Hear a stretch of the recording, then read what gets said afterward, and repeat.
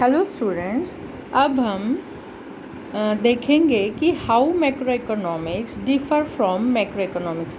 It means हम micro economics और macro economics में डिफरेंस लर्न कर रहे हैं और इसके 8 पॉइंट्स मैंने आपको बताए थे इसके पहले वाले वीडियो में। फर्स्ट पॉइंट है बेसिस ऑफ द स्टडी।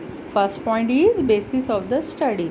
अब आप देखिए इसको मैं दोनों पॉइंट कैसे एक्सप्लेन करूँगी। Problems of scarcity and choice at the level of micro economics. Same यही लाइन हम रिपीट कर सकते हैं। Problems of scarcity and choice at the level of macro economics. ठीक है, अब मैं पहले आपको माइक्रो इकोनॉमिक्स में एक्सप्लेन कर रही हूँ।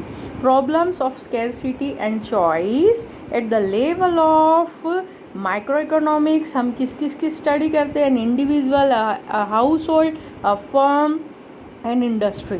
थोड़ा सा 11th का याद कीजिए। 11th में आपने माइक्रो इकोनॉमिक्स पढ़ी है। माइक्रो इकोनॉमिक्स में हमने 3 थियरी पढ़ी है। फर्स्ट थियरी कौन सी पढ़ी है?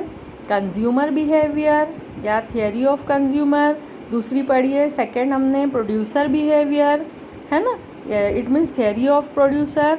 और फोर्थ है थियरी ऑफ थर्ड है थियरी ऑफ मार्केट, है ना, थियरी ऑफ प्राइस, है ना, फॉर्म्स ऑफ मार्केट वगैरह हमने करे हैं। तो first theory of consumer behaviour में आपको अच्छे से पता है कि कंज्यूमर अपने सेटिस्फेक्शन को मैक्सिमाइज करना चाहता है।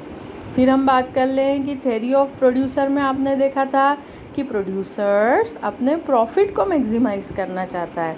और रही बात मार्केट की, थियरी ऑफ मार्केट, तो आपको पता है कि मार्केट में प्राइस डिसाइड होती है, थियरी ऑफ प्राइस। थर्ड जो है आपका थियरी ऑफ प्राइस, उसमें किसी भी प्रोडक्ट की डिमांड और सप्लाई से उसकी प्राइस डिसाइड होती थी, है ना। शॉर्ट में आपको यदि अभी सिर्फ डिफरेंस लर्न करना है, आपको एक पॉइंट बनाना है अपने नोट्स में, तो आप क्या बना सकते हो? First point difference between micro and macro economics का first point basis of the study. तो problems of scarcity and choice at the level of micro economics and individual, a हाउस होल्ड, अ फर्म एंड इंडस्ट्री।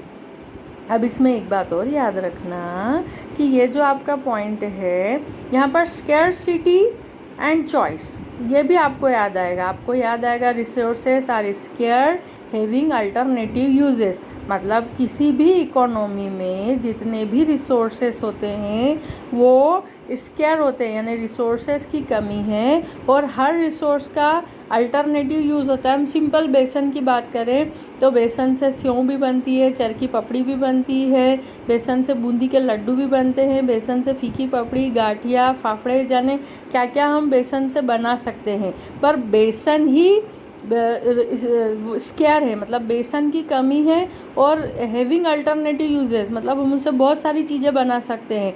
तो एक दुकान वाले के लिए ये प्रॉब्लम आएगी जो उसको चॉइस करना है कि यदि उसकी होटल है जिसमें वो बेसन की पपड़ी भी बना रहा है, सेव भी बना रहा है और बेसन के फाफड़े भी, बूंदी के लड्डू भी बना रहा है, तो उससे ये सोचना है कि मैं क्या बनाऊं जिससे मुझे ज़्यादा प्रॉफिट हो, है ना। तो प्रॉब्लम ऑफ चॉइस यहाँ पर जो है कि हम किस लेवल पे पढ़ेंगे? एक इंडिविजुअल, एक हाउस होल्ड, एक फर्म, एक इंडस्ट्री की किससे रिलेटेड स्टडी करते हैं? Scarcity and choice. मतलब किसी इकोनॉमी में किसी भी चीज़ की जो स्कैरसिटी है, resources are scarce having alternative uses, मतलब रिसोर्सेस कम हैं और उनके यूजेस ज़्यादा हैं, तो हमें कौन सा चूज़ करना है?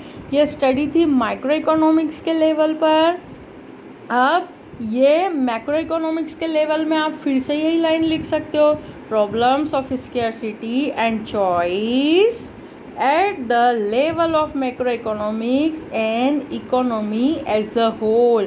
यहाँ पर ये बात पूरी इकोनॉमी में लागू होती है। माइक्रो इकोनॉमिक्स में सिर्फ एक इंडिविजुअल सोचता है कि मुझे मेरा सेटिस्फेक्शन चाहिए, एक हाउस होल्ड सोच रहा है मुझे मेरा सेटिस्फेक्शन चाहिए, एक फर्म सोच रही है कि मुझे मेरे प्रॉफिट को मैक्सिमाइज़ करना है, एक इंडस्ट्री सोच रही है कि मुझे क्या प्रोड्यूस करना है, कितना प्रोड्यूस करना है ना।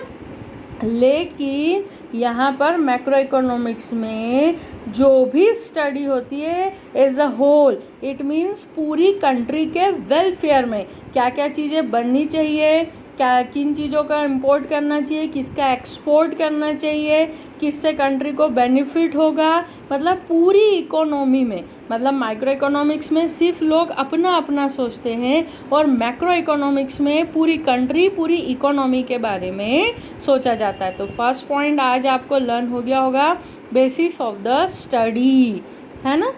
ओके।